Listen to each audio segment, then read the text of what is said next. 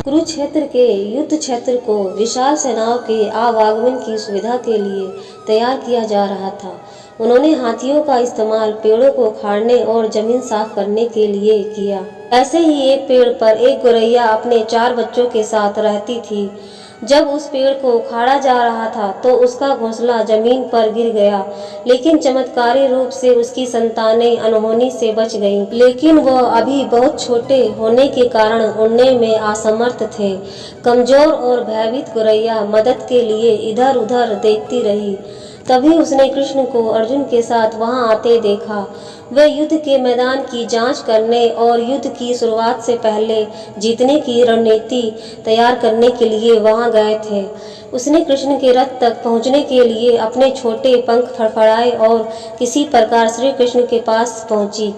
हे कृष्ण, कृपया मेरे बच्चों को बचाए, क्योंकि लड़ाई शुरू होने पर उन्हें कुचल दिया जाएगा। सर्वव्यापी भगवान बोले, मैं तुम्हारी बात सुन रहा हूँ, लेकिन मैं प्रकृति के कानून में हस्तक्षेप नहीं कर सकता। गौरैया ने कहा, हे भगवान, मैं जानती हूँ कि आप मेरे उद्धारकर्ता हैं। मैं अपने बच्चों के भाग्य को आपके हाथों में सौंपती हूँ। अब यह आपके ऊपर है कि आप उन्हें मारते हैं या बचाते हैं। काल चक्र पर किसी का बस नहीं है। श्री कृष्ण ने एक साधारण व्यक्ति की तरह उससे बात की, जिसका आशय था कि वहाँ ऐसा कुछ भी नहीं था जिसके बारे में वह कुछ कर सकते थे। गौरैया ने विश्वास और श्रद्धा के साथ कहा, प्रभु, आप कैसे और क्या करते हैं वो मैं नहीं जान सकती। आप स्वयं काल के नियता हैं, ये मुझे पता है।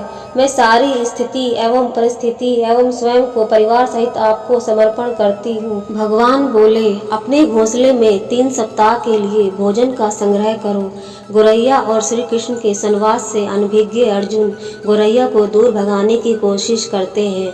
गौरैया ने अपने पंखों को कुछ मिनटों के लिए फुलाया और फिर अपने घोंसले में वापस चली गई। 2 दिन बाद शंख के उद्घोष से युद्ध शुरू होने की घोषणा की गई।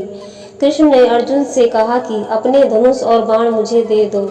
अर्जुन चौंका, क्योंकि कृष्ण ने युद्ध में कोई भी हथियार नहीं उठाने की शपथ ली थी। इसके अतिरिक्त अर्जुन का मानना था कि वह ही सबसे अच्छा धनुर्धर है। मुझे आज्ञा दे भगवान, अर्जुन ने दृढ़ विश्वास के साथ कहा। मेरे तीरों के लिए कुछ भी अभेद्य नहीं है। चुपचाप अर्जुन से धनुष लेकर कृष्ण ने एक हाथी को निशाना बनाया, लेकिन हाथी को मार के नीचे गिराने की बजाय तीर हाथी के गले की एक घंटी में जा टकराया और एक चिंगारी सी उड़ गई। अर्जुन यह देखकर अपनी हंसी नहीं रोक पाए कि कृष्ण एक आसान सा निशाना चूक गए। क्या मैं प्रयास करूं? उसने स्वयं को प्रस्तुत किया। उसकी प्रतिक्रिया को नजरअंदाज करते हुए कृष्ण ने उन्हें धनुष वापस दिया और कहा कि कोई और कार्यवाही आवश्यक नहीं है। लेकिन केशव, आपने हाथी को क्यों तीर मारा? अर्जुन ने पूछा। क्योंकि इस हाथी ने उस गौरैया के आश्रय उसके घोंसले को, जो कि एक पेड़ पर था, उसको गिरा दिया था। कौन सी गौरैया? अर्जुन ने पूछा। इसके अतिरिक्त हाथी तो अभी स्वस्थ और जीवित है, केवल घंटी ही टूटकर गिरी है। अर्जुन के सवालों को खारिज करते हुए कृष्ण ने उसे शंख फूंकने का निर्देश दिया। युद्ध शुरू हुआ। अगले 18 दिनों में कई जानें चली गईं। अंत में पांडवों की जीत हुई। एक बार फिर कृष्ण अर्जुन को अपने साथ सुदूर क्षेत्र में भ्रमण के लिए ले गए। कई शव अभी भी वहां हैं, जो उनके अंतिम संस्कार का इंतजार कर रहे हैं।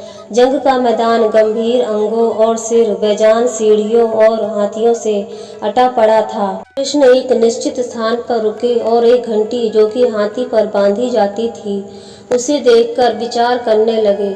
अर्जुन, उन्होंने कहा, क्या आप मेरे लिए यह घंटी उठाएंगे और इसे एक तरफ रख देंगे? निर्देश बिल्कुल सरल था, परंतु अर्जुन के समझ में नहीं आया। आखिरकार विशाल मैदान में, जहां बहुत सी अन्य चीजों को साफ करने की जरूरत थी, कृष्ण उसे धातु के एक टुकड़े को रास्ते से हटाने के लिए क्यों कहेंगे? उसने प्रश्नवाचक दृष्टि से उनकी ओर देखा। हाँ, ये घंटी, कृष्ण ने दोहराया। ये वही घंटी है जो हाथी की गर्दन पर पड़ी थी, जिस पर मैंने तीर मारा था। अर्जुन बिना किसी और सवाल के भारी घंटी उठाने के लिए नीचे झुका। ऐसे ही उन्होंने इसे उठाया। उसकी हमेशा के लिए जैसे दुनिया बदल गई।